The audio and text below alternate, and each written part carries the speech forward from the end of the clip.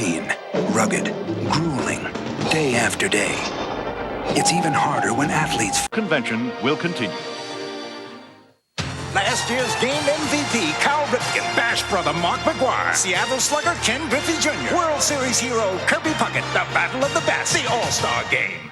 Friday, Burt Reynolds talks to Randy Travis. I was arrested 10, 12 times. Oh, yeah? The last time was for breaking and entering. George Jones, Alan Jackson. Raised in a tool shed. And now we get to it. And Vince Gill. I was 13 before we got cable. A new Burt Reynolds special. It was a dark and stormy night. Jack's back. Will Maggie bust this ghost? Well, if ghosts existed, it'd be gridlocked. They'd be everywhere. Leave or else. Northern Exposure next Monday. This is CBS.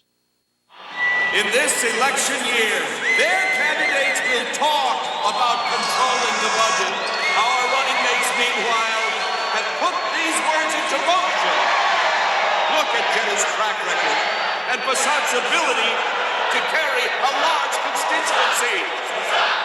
And you'll be convinced that they represent the right values. See a participating dealer for details and ride in the candidate of your choice.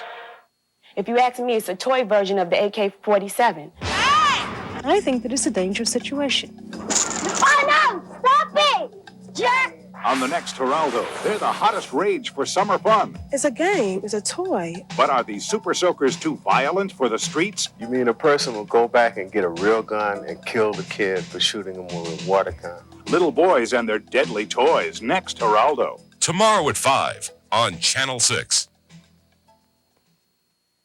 I'm Barbara Sloan. Day one at the convention. We'll take you there live tonight at 11.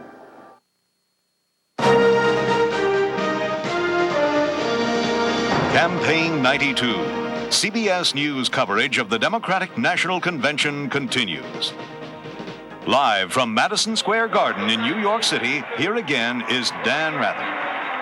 And as this convention listens to the Democratic National Chairman Ron Brown talk about how the Republicans' supply-side economics have failed and how the Republicans are race baiters, that's what's happening up on the podium. Let's go outside. Let's go to Times Square. And CBS News correspondent Richard Threlkeld, who brings us up to date on what Governor Bill Clinton is doing. Richard, good evening. Hi, Dan. As you know, there's a sort of ritual to these conventions. The nominee isn't supposed to do all that much in public until Thursday night when he gives his big acceptance speech.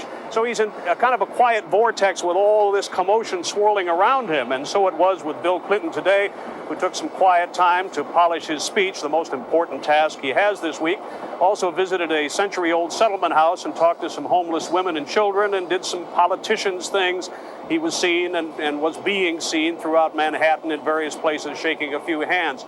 Apart from that speech, the most important other thing that Clinton and his lieutenants have to do this week is to make sure this convention is well managed. There are no unexpected surprises, a minimum of the customary sort of democratic disarray, a bit of which we've seen with the Brown delegates tonight. Millions of people are going to be watching this week to see how well Bill Clinton manages this convention and so determine how well he can manage the country, Dan. Thank you, Richard Threlkeld. We now have with us on the floor of this Democratic National Convention two of the powers in the Democratic Party. Senator Tom Harkin, who ran in the presidential primaries from Iowa. Thanks for being with us, Senator. Congressman Lee Hamilton of Indiana, who was on the short list for consideration as vice president. First, Senator Harkin, the Midwest is traditionally home turf for the Republicans. This ticket can or cannot win in the Midwest. Dan, this is a very strong ticket for the Midwest. But we still are reeling under bad farm prices. We did under Reagan, and it's continued under Bush. A lot of our small businesses aren't really making it on Main Street. Bill Clinton and Al Gore are from rural America. And when you talk about Iowa, you talk about the Midwest, you talk about rural America. So they understand it. Congressman, Indiana, I can't remember, with the exception of the 1964 race, the last time Indiana went Democratic in a presidential race. There's no real chance this ticket will carry that state. Well, this is a wide open year. This is the most unpredictable year in presidential politics in a long time. Three candidates running roughly even. I'm not giving up on Indiana. What about the ticket? It's light on foreign policy experience. Oh, I don't think so. Al Gore has deep experience in intelligence and armed services. I think he's probably one of the most knowledgeable men in the Congress on arms control. It's a good balance. It's a great ticket. Senator Harkin, What about the theory that Ronald Reagan wooed away blue-collar union workers, about whom you know a lot, and got the farmers really behind him? They went for Bush in '88. Why wouldn't they do it again in '92? Because I think they really didn't want to go for Bush in 1988. They really didn't. In the beginning of the campaign, they were really with us. They'd had enough of the Reagan years. But because of the Willie Horton ads and a lot of questions that were raised about Dukakis, they went with Bush. They are just looking for a good candidate so they can go away from Bush, and I believe they're going to find that in Bill Clinton and Al Gore. Let me ask you both, beginning with you, Congressman Hamilton. The Republicans are pounding hard on the character issue. They harpooned Clinton early on this issue. You can argue it was his own fault. They're going to try it again. I know Indiana, traveled there many times. They care about family values in Indiana. Isn't this going to hurt them badly? I don't believe so. It seems to me that Bill Clinton, who was attacked very strongly in the primaries, handled it with great grace under pressure. And I think he's put it behind him. I hope he has. And you're going to see a different side of Bill Clinton in the next few days here. A person who represents the mainstream values of America. We have only a few seconds, Senator. How about Iowa, another place that cares about family values? Very much so, and Iowa's going to be very strong this year. As you know, we were second best in the United States for Dukakis, and we're going to be there for Bill Clinton because we know that when Bush says family values, it's a hollow saying for him. Thank you very much, Senator Arkin. Congressman Hamilton, appreciate you being with us. Good luck to you. Thank you. Watching these proceedings are two of our CBS News consultants, and two of our CBS News consultants that are among the best anywhere in the country. Joe Klein of Newsweek magazine and well-known author Kevin Phillips. Gentlemen, let's start with you, Joe Klein. Are these Democrats truly united, and can they stay so? Well, we got to put this thing in perspective, Dan. 2 weeks ago, we thought we were going to be attending a funeral here, a divided, dying party. Their candidate was like a human punchline. He didn't inhale. And in this loony year, here we are 2 weeks later, and the Democrats are not only alive and well, but they have the hot candidate. He's moving in the polls a little bit. He may be damaged goods, but the other guys, Perot and Bush, seem pretty damaged as well. This year may be a damage off. Kevin Phillips, how about it? Well, I think that's true. I think that what we're seeing is that the Democrats are putting on a show of more middle Americanism than I can remember from them in quite a while. We used to have a joke about the Democrats and the presidential candidates in recent years. South Dakota had Mount Rushmore and the Democrats had Mount Loosemore. They had McGovern, Carter, Mondale, and Dukakis. Now, this ticket doesn't strike me that way. I think there's something bubbling here. Joe Klein, let me ask you. The Democrats, they have a way of, winding up with us chasing stories such as, is Jerry Brown going to speak? Isn't he going to speak? What do you consider to be the core story, the spine of this story? Well, I think that Democrats have these kind of contentions instead of doing things like playing golf. They do it for entertainment value. The bottom line is that everybody's going to kiss and make up in the end. You have to look at what Bill Clinton has accomplished over the last couple of weeks. This is the first Democratic nominee of the Jesse Jackson era who has gotten an endorsement from Reverend Jackson without having to have a summon meeting. He got the guy who was most skeptical about him in the party, Mario Cuomo, to nominate him. I think that you can't take away, despite the fun and the excitement of this fight tonight, you can't take away from the accomplishments of Bill Clinton over the last couple of weeks here. Joe Klein, Kevin Phillips will be coming back to you a little later on. Our CBS News coverage of the Democratic National Convention continues in a moment, so stay here with us.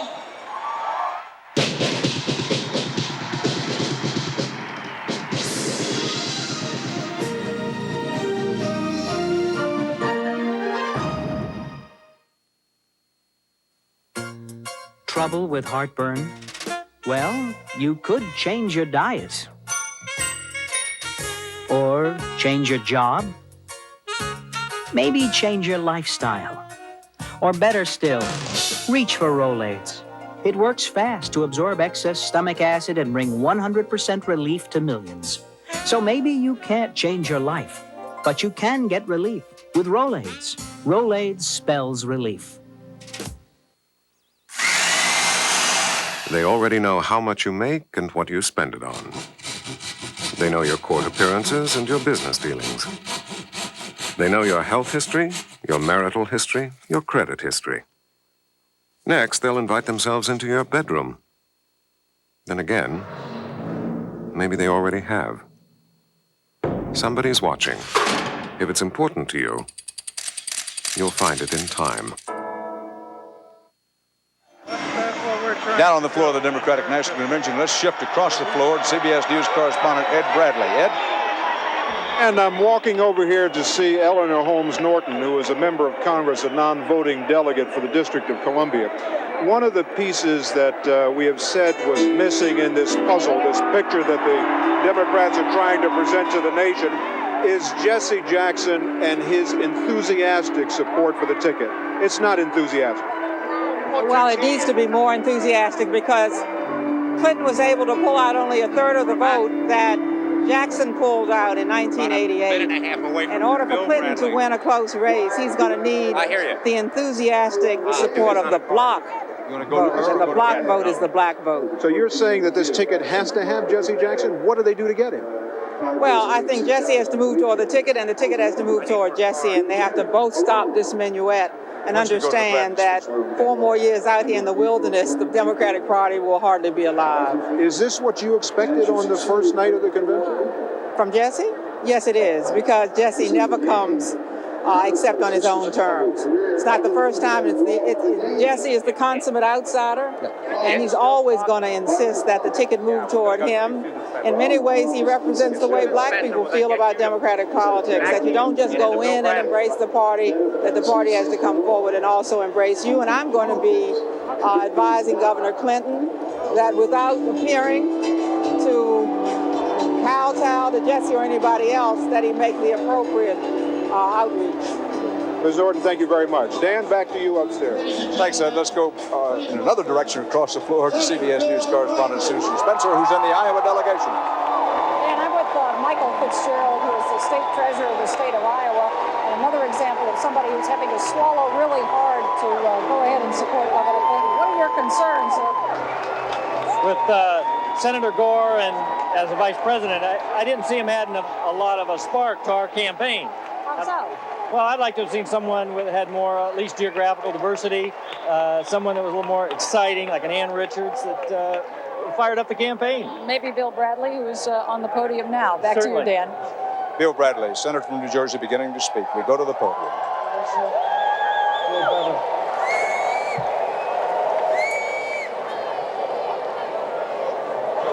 Bill Clinton will be the next president of the United States. In a three-sequence speech event here tonight at the Democratic National Convention will be what the Clinton people believe is a real sleeper, but it will turn out to be a star of the convention, Georgia's Governor Zell Miller. Governor Clinton loves this guy. You can make up your own mind whether you do or not. Believes he's one of the best orators in America. He's going to be up next. He'll be speaking next. In the meantime, Governor Jerry Brown and former Massachusetts Senator Paul Tsongas are reported to be back behind the podium, just down below there, where a lot of wheeling and dealing always goes on at conventions. What they are talking about, with whom they are talking, if they are talking, we don't know, but we find it interesting that they're back there in what I'll call the deal-making room. Our CBS News coverage of the Democratic National Convention will continue. And become competitive again. We can make that change and become proud of the country that we are. Friends in the Democratic Party, the American dream is not dead. It is not dead. It is gasping for breath, but it is not dead.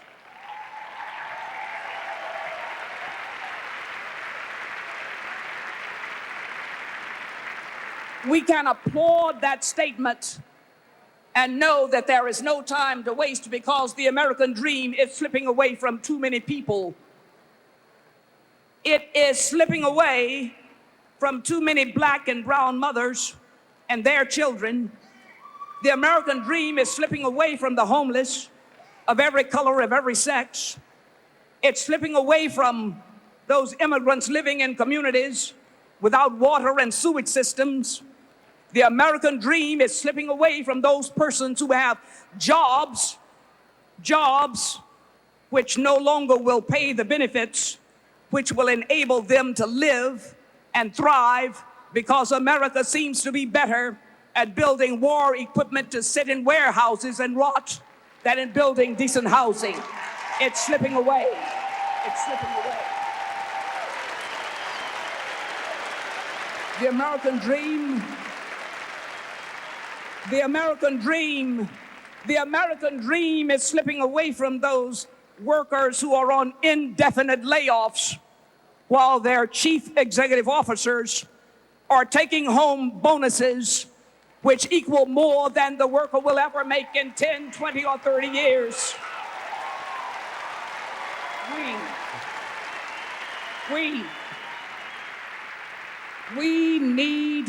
We need to change the decaying inner cities from decay to places where hope lives.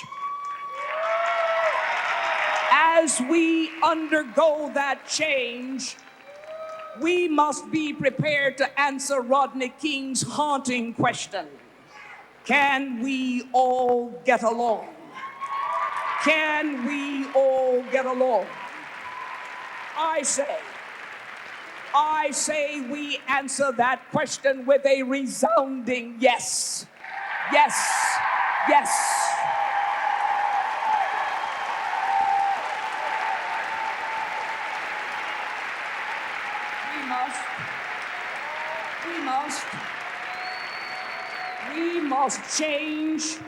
We must change that deleterious environment of the 80s, that environment which was characterized by greed and hatred and selfishness and mega mergers and debt overhang. Change it to what? Change that environment of the 80s to an environment which is characterized by a devotion to the public interest, public service, tolerance, and love.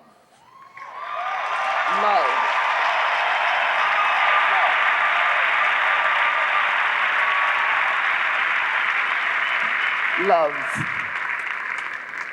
We are one, we Americans. We're one. And we reject any intruder who seeks to divide us on the basis of race and color. We honor cultural identity. We always have, we always will. But separatism is not allowed.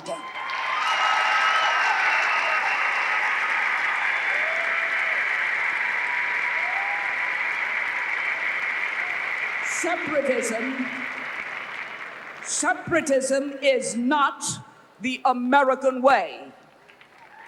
We must not allow ideas like political correctness to divide us and cause us to reverse hard-won achievements in human rights and civil rights.